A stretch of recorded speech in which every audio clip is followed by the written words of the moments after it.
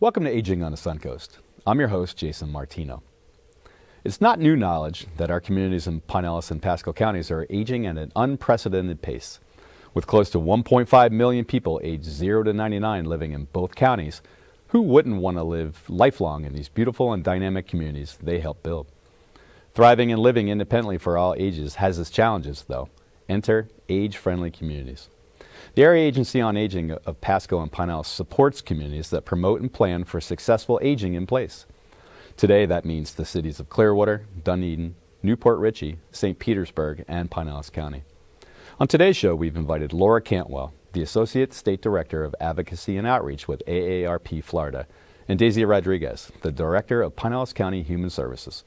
Together, these two talented individuals will shed light on what an age-friendly community is and how other communities can adopt these principles. Laura, welcome to Aging on the Suncoast. Thank you so much. Thank you for having me. Oh, great. And Daisy, welcome to Aging on the Suncoast. Thank you. Thank you. I'm excited to be here. Oh, great. So, Laura, I'm going to start with you. Sure. Overarching, broad question. What is an age-friendly community? Absolutely. Great question. The age-friendly community is an initiative that started with the World Health Organization in 2006. And it's based on a framework that really looks at how communities can better prepare for older adults and how they can become better communities for people of all ages. And globally, there are entire countries that are focusing on age-friendly. The entire country of Ireland has an initiative, and then here in the United States, AARP is the U.S. affiliate who has been leading the initiative.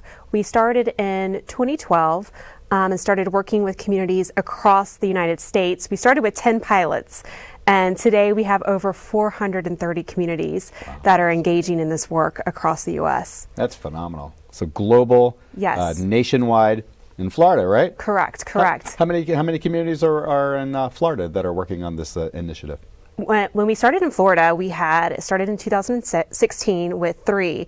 We're up to 35 now across the state that are engaging in this work, and the state of Florida. Really? Yes. That's incredible. And we were one of the 3. Pinellas County was one of the 3 in 2016 when we joined the network. Yes, you are, and that's why you're here today, Daisy. Yes. So what obviously Daisy represents a county, but there's many types of communities out there. What types of communities in Florida are applying the principles of the Age-Friendly Community Initiative? Well, we have several counties like Pinellas County that are part of the initiative, and then cities, towns, villages that are engaging in this throughout the state.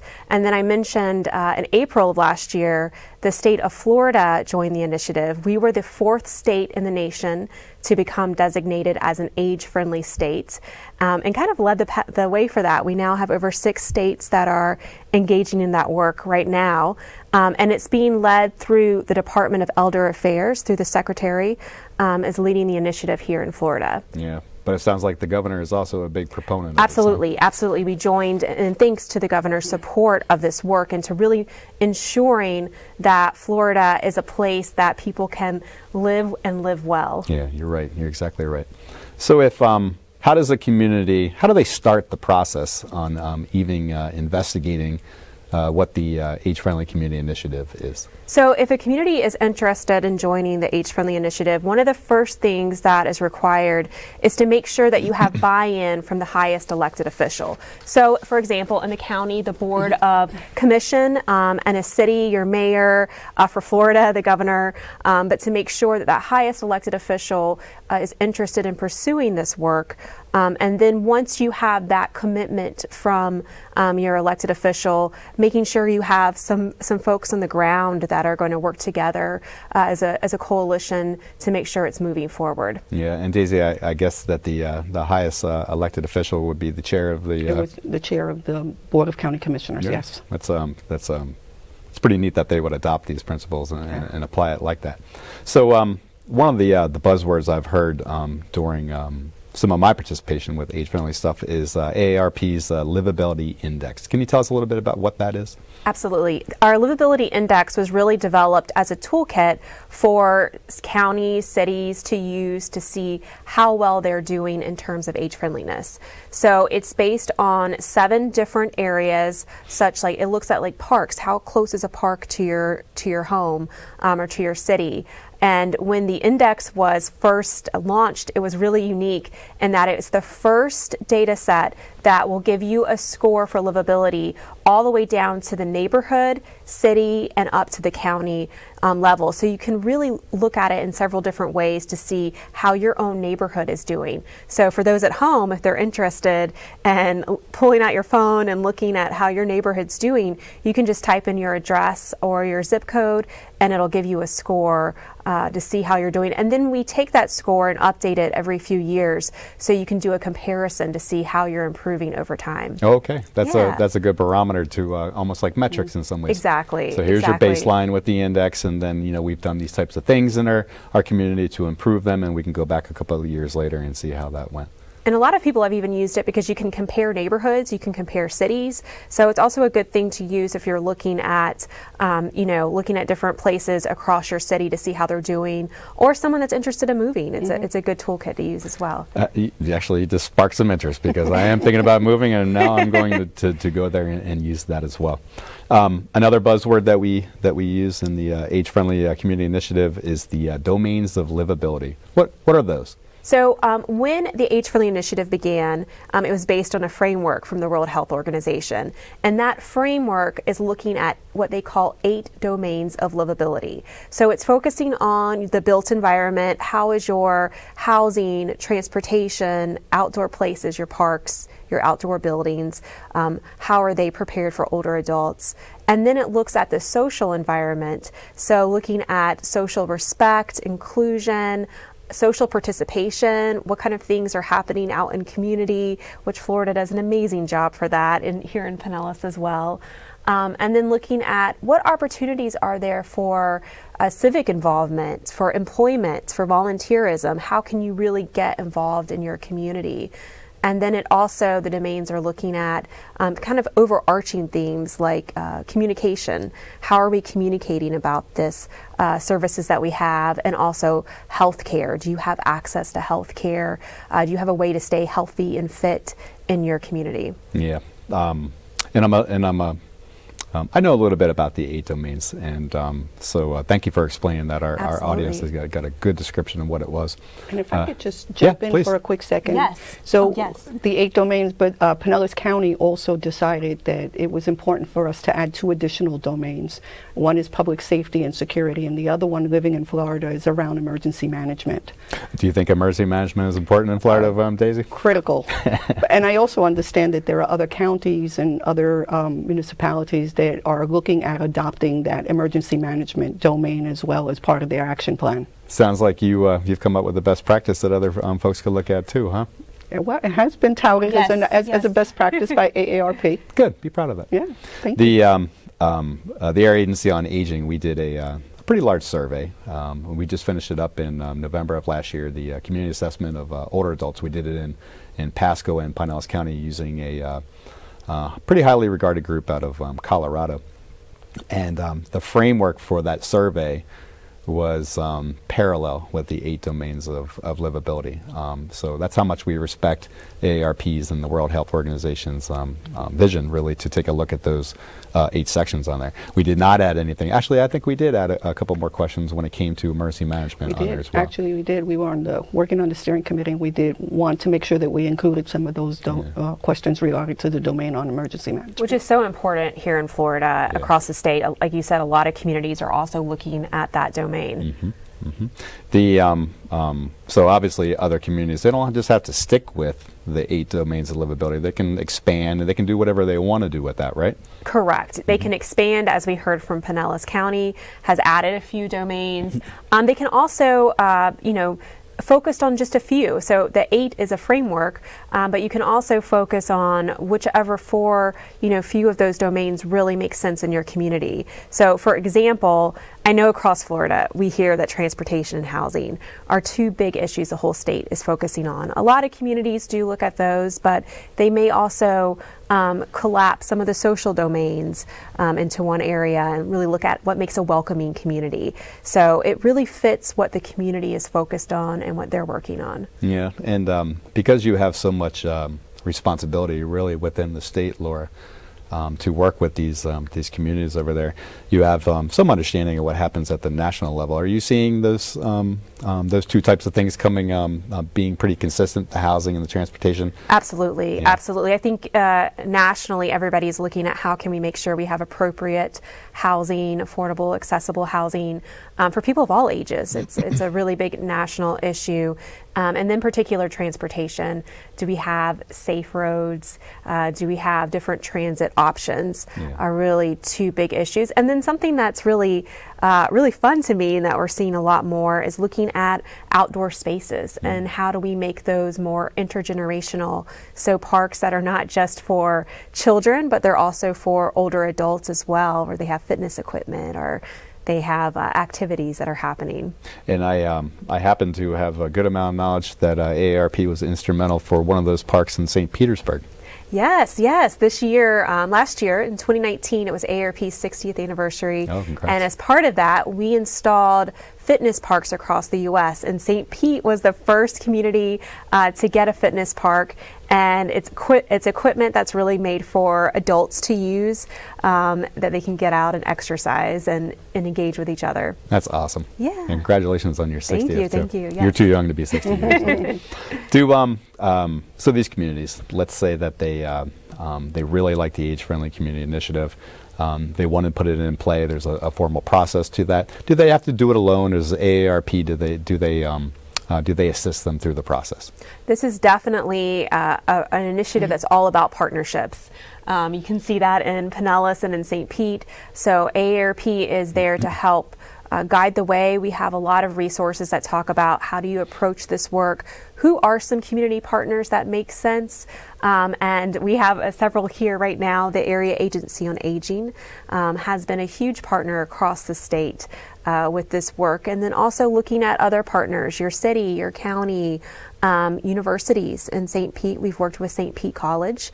And then looking at some, traditional partners. And then I know in Pinellas, when you were working on your initiative, Daisy, you guys had quite a plethora of partners that were at the table. We did. We have a number of partners that have, we created some partner cards to see if people were interested, and currently we have 58 community partners that are affiliated and want to join in on this age-friendly initiative. Yeah, and I remember really clearly that Pinellas County was also a big partner when it came to St. Pete's. Exactly. Because we did a lot of collaboration together. Yeah, you sure did. Yeah. And and sometimes you'll see in some communities that people operate in silos, and this definitely was not the case for that.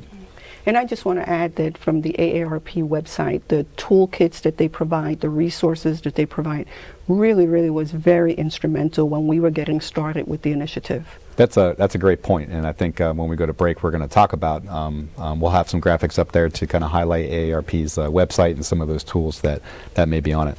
Stakeholders. We talked about that this really starts with the highest level, the leadership within whatever community it is. They put forth that application, and obviously they have to be a believer of it too. Citizens or the residents too. Are they stakeholders as well? Absolutely. A great example in St. Pete, which I know, Jason, you were really involved with that work. That's one thing that we did a lot of, is a whole different community listening events to hear from the community, to hear from the residents. And another piece of that, besides doing like listening sessions, the communities all in some way do a survey or a community listening session to really get that feedback, because this is an initiative that is really listening to what older residents and really residents of all age, what they think is working and where we can make some improvements. Yeah. If I was a resident and I watched the show today, I really liked the things that we talked about. How do I kickstart that idea? As Daisy mentioned, we have a lot of really good information on our AARP website, which I believe you have the information up for everyone. I would suggest going there. You can see examples nationally of what communities are working on. And then we have a website with all of our Florida communities that talks about the survey process they did, their action plan. So that is a really great way to see what a community that might look like you, to see what they did and how they approached the process. Yeah, and it's and I'm big on the community aspect of things as well. I'm so glad that Pinellas County and St. Pete really involved that. Laura, thank you so much for coming on and shedding a lot of light on the Age-Friendly Initiative. Daisy, thank you so much. We're gonna on the second half of the the show, we're really going to get into Pinellas County and what you all have done. Please stay with us while we take a short break. As usual, don't forget to have a pen or pencil ready. During the break and at the end of our show, we'll be running contact information for the Aging and Disability Resource Center helpline, as well as for Pinellas County Human Services and AARP Florida. When we come back, we'll take a deeper dive into Pinellas County and their pursuit to becoming an age-friendly community.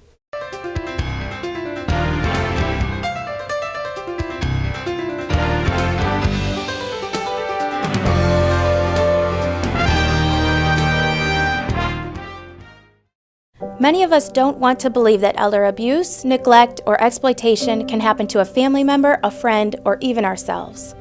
Elder abuse is a growing problem and is severely underreported. Many victims are reluctant to report due to fear, embarrassment, shame, or guilt. In order to prevent elder abuse, we must take action. Don't be afraid to talk about the issue and report it to the Florida Abuse Hotline at 1-800-962-2873. Together, we can make a difference. Welcome back to Aging on the Suncoast. During the first half of the show, Laura Cantwell and Daisy Rodriguez helped us understand what an age-friendly community is. So let's continue this conversation and take a closer look at Pinellas County and the investment they've been working hard on. Laura, welcome back to our second half of the show. And Daisy, welcome back to the second half of the show. Thank you. We're going to spend a little bit more time with Daisy today because she was really instrumental in how Pinellas County took the principles from AARP, World Health Organization, and really applied it to the county. So let's start at the very beginning. Why did the county want to take a look at this and what made them go in that direction? Well, Pinellas County is densely populated. Mm-hmm. We have an estimated population of close to 1 million individuals, and 300,000 plus are the age of 60 and over. In our recent Citizens Value Survey of 2019, 97% of the residents indicated that they had trust in Pinellas County. And more importantly, 9 out of 10 said that they would recommend Pinellas County as a place to live, work, play, and thrive. Wow, 97%. That's overwhelming. Confidence. Yeah, that's a pretty high confidence level on there as well. And you're right, our geography, we have a couple of different types of people here, in my opinion. We have the lifelong people that were born and raised here.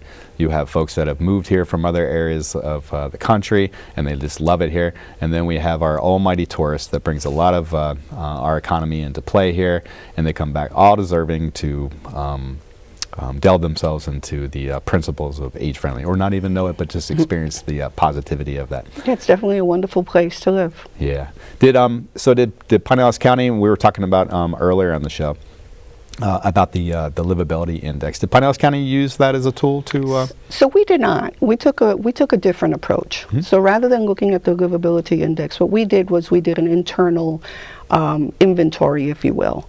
So the approach that we took was the 15 departments under the Board of County Commissioners. We congregated together. We decided that there would be a champion or a leader for each of those areas, and each of those department champions would come up with their action plan for their individual department. And then with Human Services as the overarching lead, we took all of the department plans and created one overarching Pinellas County AARP action plan. What a novel idea, huh? Yeah. And what a big responsibility for Human Services to lead that charge, but each department on there. And certainly that's acceptable, right, Laura? Yeah, and I wanted to say that Pinellas County was the first community in the United States to take this approach to the work, and they have truly served as a leader across the nation of how they approached this and how they looked at it. And now we're seeing a lot more communities doing the same thing, really starting with that internal assessment of what's happening. And it's a best practice I share in my work across the state of one of the first things to do is to really do that internal assessment and look at what you're already working on. That's twice I get to toot your own horn over here. Yeah, isn't that great? Well, and actually it was really the forward thinking and the vision and direction of our Board of County Commissioners that said, let's do an internal, let's look at this internally first, and let's celebrate what we're already doing, right? So for us, it was really about understanding what are we doing currently that fits into the age-friendly initiative, and then start building upon that.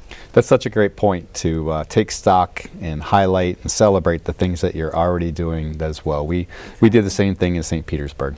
We did not want to approach it that we needed help in all the different domains that we worked on. We wanted to make sure that there were certain things that we just had right, that maybe need a little tweaking or just maybe do a little research on ways that we can even improve what is already working on there. Going back to overarching process, Laura gave a great explanation before about the AARP's point of view, generally what she sees throughout the state and the nation and local communities of that. Tell us how Pinellas County and having Human Services at the lead, tell us about the process that you took. So we joined the network in 2016, and in 2017 we received the designation. So it does take a little bit of time because there's the application and there's some upfront work that needs to be done. Sure. And then between 2017 and 2019, after we received the designation, the team, the champions, the department champions, if you will, really worked together, met every 3 months to look at the development of the plan. So it took 2 years to develop the plan and for us to put it all together. And then in 2019, in June of 2019, we received, AARP approved our plan and said, this is fine, you can move forward with that.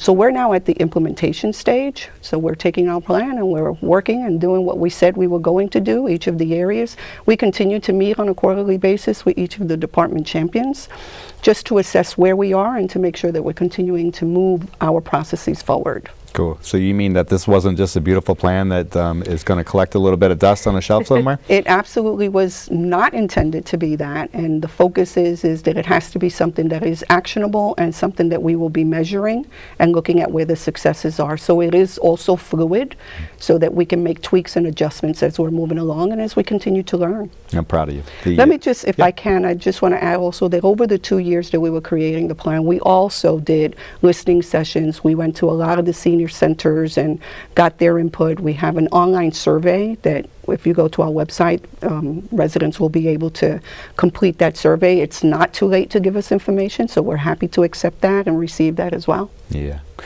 yeah, that's all good information. I think one of the things that I found pretty neat about this initiative, and myself, I work in a world that really devotes itself to people that are generally over 55, 60 years old, and they need a type of services to stay home. But this initiative really took a look at the diversity of your community and all different ages. I mean, I think our catchphrase for a while was, you know, what's good for an 8-year-old should also be good for an 80-year-old, and vice versa that way. Pinellas County is extremely diverse in their age and backgrounds and everything else. And so that really kind of ties in pretty well to the 8 domains of livability, because it really does touch all sorts of different demographics that way. Yeah. And again, we have 10. And since you touched a little bit on all ages, one of the unique opportunities that we took advantage of is Take Your Children to Work Day. Oh. And so we had children from 6 to 17, and we did an age-friendly presentation for them. We asked them, how old is old? So you can imagine that we got some very interesting responses to I bet that. you did, yeah. And then there's a great video on AARP Disrupting Aging. Yes. That we showed them afterwards. And the response afterwards when we asked them how old is aging now was significantly different. But we do that, again, to start incorporating some of the younger generation to start thinking about what aging is and respect and inclusion and socialization. And we talked about the 10 domains with them. So just starting to set that framework really early with them. And I remember some of the responses. It was so much similarity between what they were looking for in community and what we see from older adults as well. I remember one of the responses was focused on wanting to make sure they could get to the park and play at the park. So I think that's pretty really important, cool. Laura. Yeah. For everybody, though. For really. everybody, I like yes. the park too. Yes, exactly. Yeah. The 10 domains. We can be here. We can do a whole different episode on how you approach those domains and why, and we could talk about examples. But pick a couple of good examples from some of the domains that you feel passionate about and what you all are doing. Sure. So I want to share some of the easier ones. So as people are thinking about how to move forward or how to join as well. So under social participation, we're able to provide through our offices. We're able to provide information to citizens around low cost, no cost activities in the communities, events, free movies, etc. We talked a little bit under respect and social inclusion. We talked a little about intergenerational activities to take your children to work. One of the things that's really important to me is that my staff understand what aging in place is and what age-friendly Pinellas is. So we do a lot of staff meetings around that. We give updates on the age-friendly plan. We hosted a virtual dementia tour. which was really important, not only for the staff, but we also hosted it for our community partners during our quarterly network meeting. It was a real hands-on touch and feel of what it's like for folks who may be dealing with signs of dementia. We have a county website that is age-friendly, but we also recognize that not everybody uses the technology or wishes to use the technology. So really staying vigilant about the fact that not everybody wants to be on a computer and that there are folks that still want paper.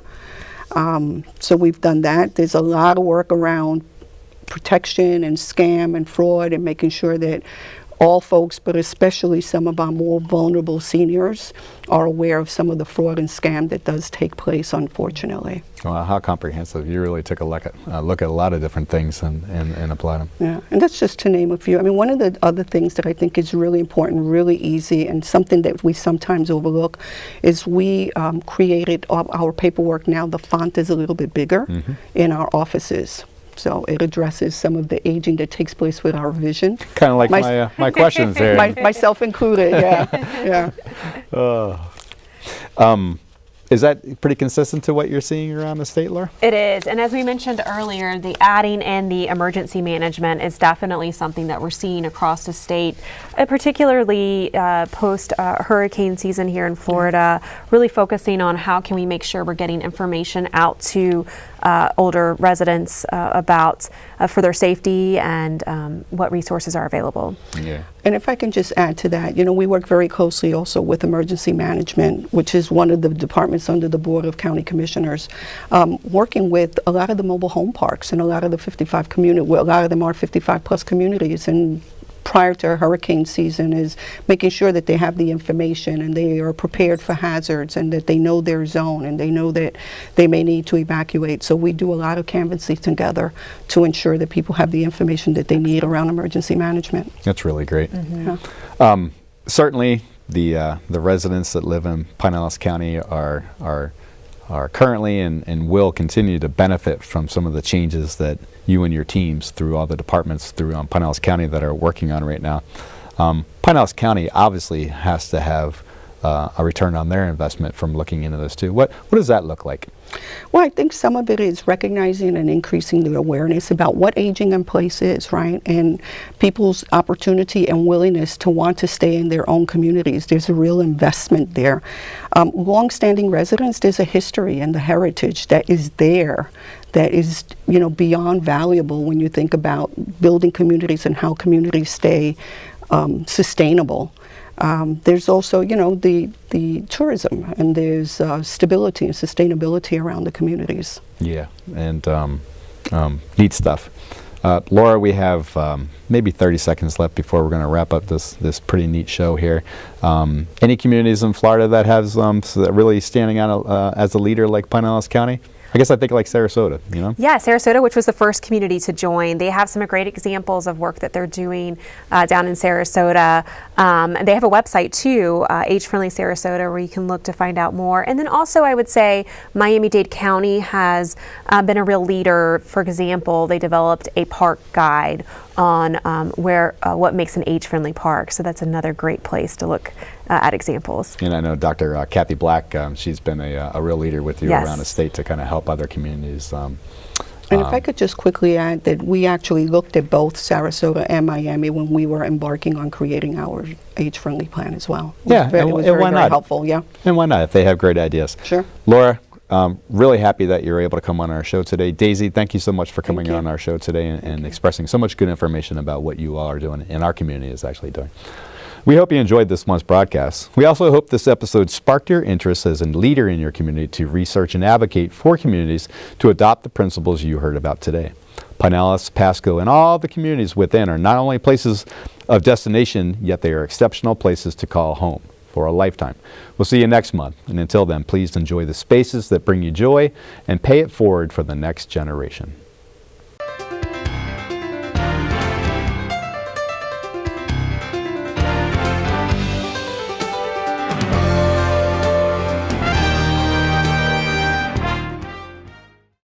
Many of us don't want to believe that elder abuse, neglect, or exploitation can happen to a family member, a friend, or even ourselves.